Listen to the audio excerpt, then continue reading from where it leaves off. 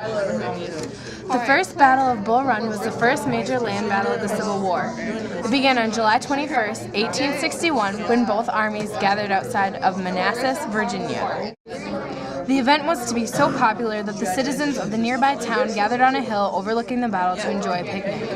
The Confederates pushed the Union back, winning the battle. There were over 5,000 total casualties, with 3,000 of them being Union.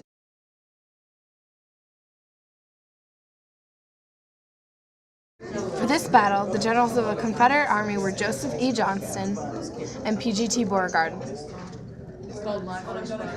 The Union Army general was Irvin McDowell. There is now a monument in Bull Run, Virginia to commemorate the battle. Southern secession marked the South's need to become their own and to preserve their way of life. So on December 24, 1860, South Carolina, along with 7 other states, seceded from the Union to form the Confederate States of America. Along the course of the war, more states joined until the Confederacy was made up of 11 states. The Confederates' game plan was much like that of the Americans' game plan during the Revolutionary War. They mainly wanted to defend against Northern attacks to wear out the Union. They wanted to gain foreign support and eventually seize Washington.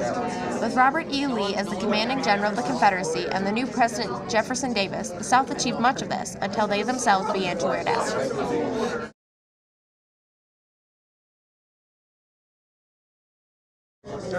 The Battle of Fort Sumter was before the war battle, one that uncovered the rest of the pent-up anger and frustration between the northern and southern states.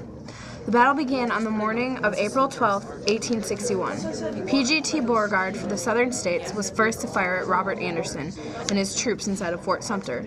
They fired a single shot over the walls at 4:30 a.m. as a call to battle. It was 7 o'clock before Anderson returned the call and the battle began. It lasted 34 hours, ending on April 14, 1861, when the Union surrendered due to low supplies.